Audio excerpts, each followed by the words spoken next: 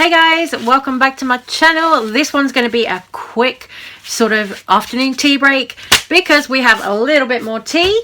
Recently, Jeffree Star released his orgy collection. I went and bought the whole collection. I've got the big palette. I've got the mini orgy palette, which is the one that there's a bit of controversy about now. So we are going to get into it. And I also bought some of the lip glosses. I've got 3 shades in the lip gloss. This one, what's this one? This one's called Tabletop. Now this, if Beauty Bay didn't have this in stock, we were going to fight because the colour of this one, it is like hot chocolate. It's beautiful. Lovely. And this one was the other one I really wanted. This is called Silk Rope. That is this one here. There we go. So let's get into what Jeffree Star had to say about the controversy going on with the mini orgy palette today. All right, I'm about to go get some new hair and makeup on because I am doing my final photo shoot for the week. It has been such an eventful week working on all things Jeffree Star Cosmetics. So many campaigns, but I do need to go be a boss right now and go scream at my makeup lab. We have a production issue with the mini orgy palette. Now, sometimes you guys, which you guys have seen in the past with me, I'm always very transparent, very honest. When you upscale a project and make 100,000, 200,000, 100,000 units, there sometimes can be issues. And sadly, the lab can fuck up. And we did have a small batch issue with one of them. But you know me, y'all, if anyone ever has an issue with my products, I have an amazing customer service team that will handle anyone's issues. So I gotta go make a few phone calls. Be right back. I did see a few posts on Twitter about this where people were complaining about their palettes, some of the shades looking foamy, some of the shades having like bead-like things in them. So I got mine out and I swatched it just to see what it was like. I mean, I don't know, it might have been that there was just a bad batch, as Jeffree said. It might have just been a few palettes. I'm not sure, but I was curious, so I went into mine and here's what happened. This is the palette that people were complaining about, the mini orgy palette. There you go, you can see this is mine. I bought this with my own money from Beauty Bay, but if you look at it, like, there's nothing like wrong with it. Okay, the shade Glassware, if you look at that, that is where I've dipped my brush into it, to be honest. But the shades Glassware, Frozen Fire and Foam Party are slightly different formulas to some of the other shades in the palette. Okay, I'm just going to pop that down there. So as you can see here, I've swatched them again just to show you there is pigment in a lot of the shades. See these 3 in the center? That is the Glass Wet, Frozen Fire and Foam Party, and they're the ones that are just more like a sort of topper, like a pressed glitter almost. So it's not that there's anything wrong with the palette. And here on my finger, this is the shade Gagging. So I'm just going to do a swatch of that here on my wrist for you. There you go, beautiful. Just so you can see there isn't any trickery going on. And I will do a swatch of Frozen Fire as well while I'm here, so you can see me do it in front of you. That's the shade on my finger. There we go, focus. And I'm just going to swatch it. There you go. So I don't think you can say it's a case of the palette hasn't got pigment. Okay, one more. Let's do the Glass Wet shade because that's the one that a lot of people are having issues with or complaining about. I mean, I don't know. There it is on my finger. And swatched. There we are. Beautiful. Beautiful. So I don't know if some people just got a dodgy batch or something, but my palette is absolutely fine. For my makeup today, I used the Nikki Tutorials palette. You will have seen if you watched my last video, but that's the one that I used.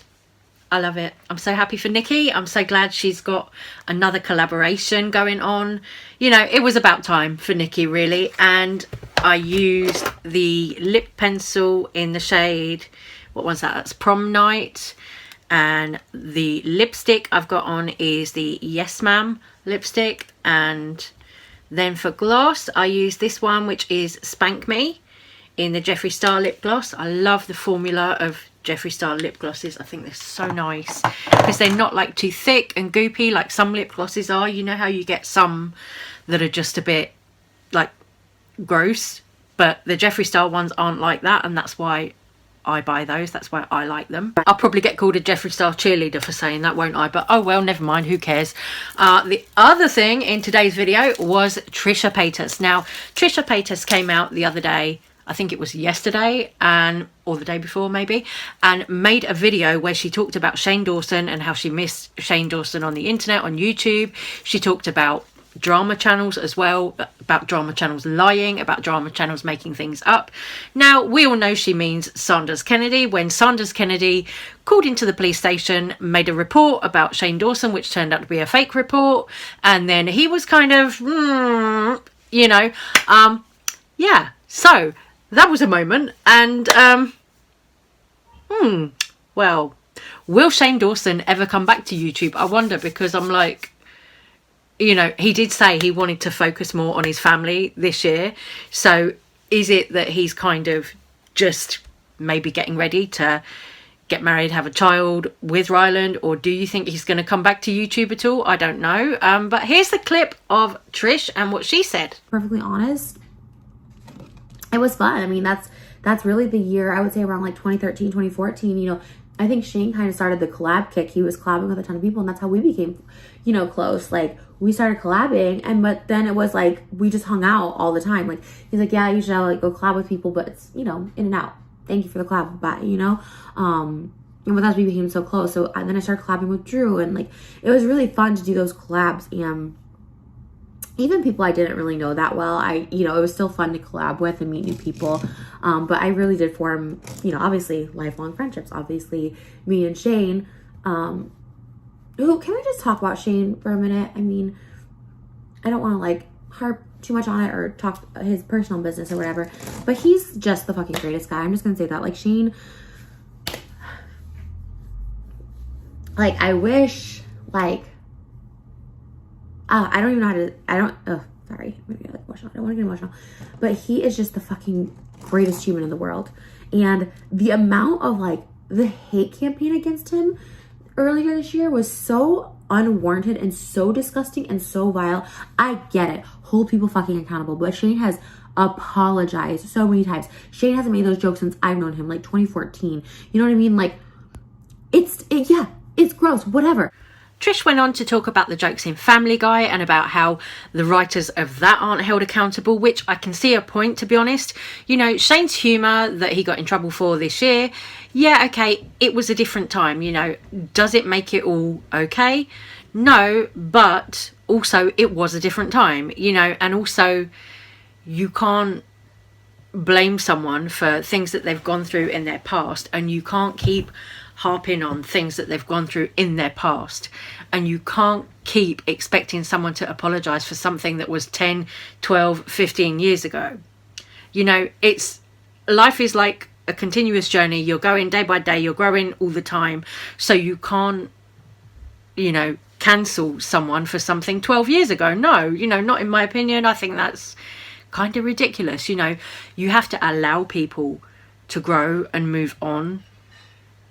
You can't hold them to who they were 12 years ago. It's like, Shane's he is YouTube. He's the fucking most creative, most talented person on fucking planet Earth. But aside from that, so fucking nice and so fucking empathetic. Like, I hate when people say they're empaths and stuff, because like, fuck no, you're not. Shane is the most fucking empathetic person I've ever met in my life. And it's like, fuck the internet. Like, honestly, fuck the internet. Oh, fuck the internet. And I can't wait for his comeback. And it may not be YouTube, but his creative comeback. And I can't wait for all these fake ass bitches to come back around. And as well as talking about her relationship with Shane, Trisha did spill a little bit of tea about Jada Pinkett Smith's daughter, Willow Smith, apparently doing inappropriate things with her boyfriend when she was underage. Now, I don't know if it's true. I'm not saying it's true, but that came out of Trisha's mouth, and here's the clip. Oh my God, once the internet. Jada Pinkett, really, we're gonna listen. How about worry about your daughter being naked in bed at 13 with her 20-year-old boyfriend on the internet? How about that? How about worry about your fucking cheating husband fucking my male dancers, you know, when they didn't want to? How about talk about that?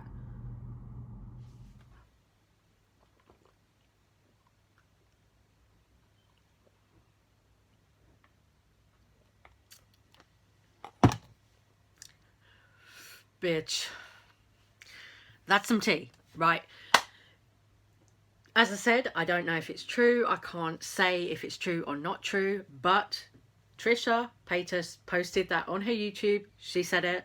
So anyway, I am pretty much done here. So I am going to leave this video here now, and I will see you on the next one. Take care, stay safe, stay well. Thank you so much for watching. Have a good weekend. Love you so much. Bye, guys.